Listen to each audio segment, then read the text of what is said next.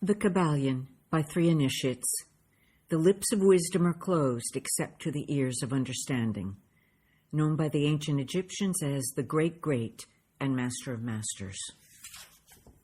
Introduction. We take great pleasure in presenting to the attention of students and investigators of the secret doctrines this little work based upon the world-old Hermetic teachings.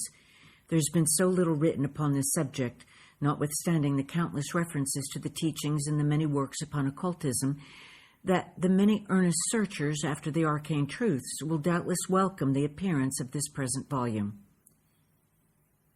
The purpose of this work is not the enunciation of any special philosophy or doctrine, but rather is to give to the students a statement of the truth that will serve to reconcile the many bits of occult knowledge that they may have acquired, but which are apparently opposed to each other and which often serve to discourage and disgust the beginner in the study.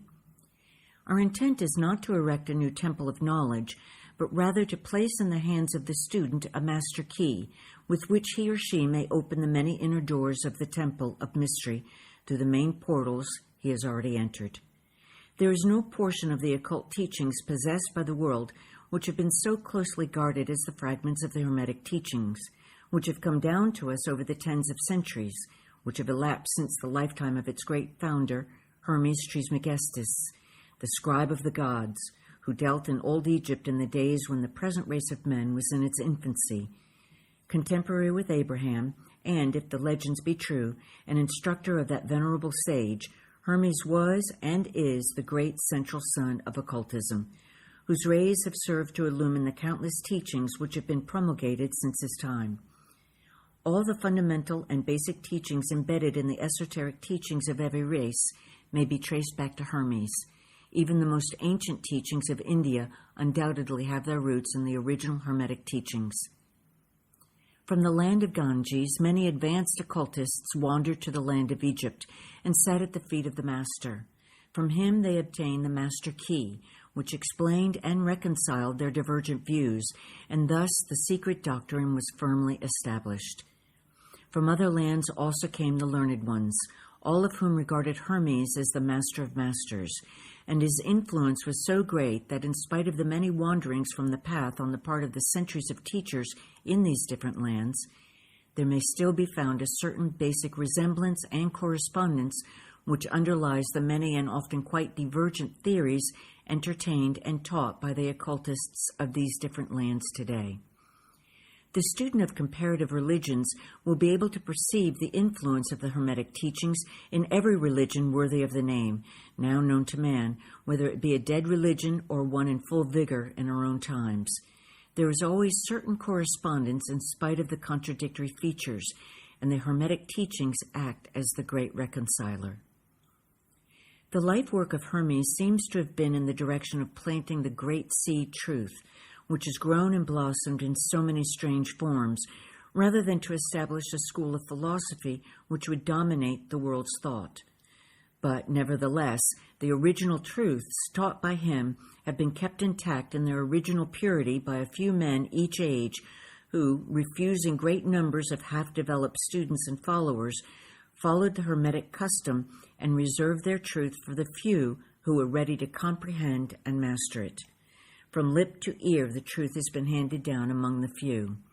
There have always been a few initiates in each generation in the various lands of the earth who kept alive the sacred flame of the Hermetic teachings, and such have always been willing to use their lamps to relight the lesser lamps of the outside world, when the light of truth grew dim and clouded by reason of neglect, and when the wicks became clogged with foreign matter. There are always a few to tend faithfully the altar of the truth, upon which was kept alight the perpetual lamp of wisdom. These men devoted their lives to the labor of love, which the poet has so well stated in his lines, "Oh, let not the flame die out, cherished age after age in its dark cavern, in its holy temples cherished, fed by pure ministers of love, let not the flame die out." These men have never sought popular approval nor numbers of followers. They are indifferent to these things, for they know how few there are in each generation who are ready for the truth, or who would recognize it if it were presented to them. They reserve the strong meat for men while others furnish the milk for babes. They reserve their pearls of wisdom for the few elect, who recognize their value and who wear them in their crowns, instead of casting them before the materialistic, vulgar swine, who would trample them in the mud and mix them with their disgusting mental food. But still, these men have never forgotten or overlooked the original teachings of Hermes, regarded the passing on of the worlds of truth to those ready to receive it, which teaching is stated in the Kybalion as follows: "Where fall the footsteps of the master, the ears of those ready for his teaching open wide. And again, when the ears of the student are ready to hear, then cometh the lips to fill them with wisdom." But their customary attitude has always been strictly in accordance with the other Hermetic aphorism, also in the Kybalion: "The lips of wisdom are closed, except to the ears of understanding." There are those who have criticized this attitude of the Hermetists, and who have claimed that they did not manifest the proper spirit in their policy of seclusion and reticence. But a moment's glance back over the pages of history will show the wisdom of the masters, who knew the folly of attempting to teach to the world that which it was neither ready or willing to receive. The Hermeticists have never sought to be martyrs, and have instead sat silently aside with a pitying smile on their closed lips, while the heathen raged noisily about them, in their customary amusement of putting to death and torture the honest but misguided enthusiasts who imagined that they could force upon a race of barbarians the truth capable of being understood only by the elect who have advanced along the path. And the spirit of persecution has not as yet died out in the land. There are certain Hermetic teachings which, if publicly promulgated, would bring down upon the teachers a great cry of scorn and revilement from the multitude, who would again raise the cry of "Crucify, crucify."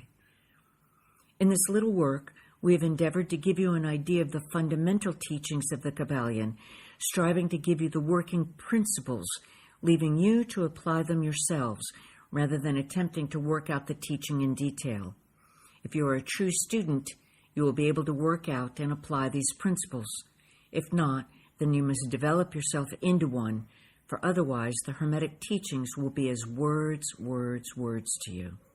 The Three Initiates. Here's an important question to ask yourself. What's your one takeaway from today's video? And if you're feeling sassy, like in a good way, how are you going to use it? Share it with me in the comments, and be sure to subscribe if you want to stay in the loop for new ways to shine your light, no matter what anyone has to say about it.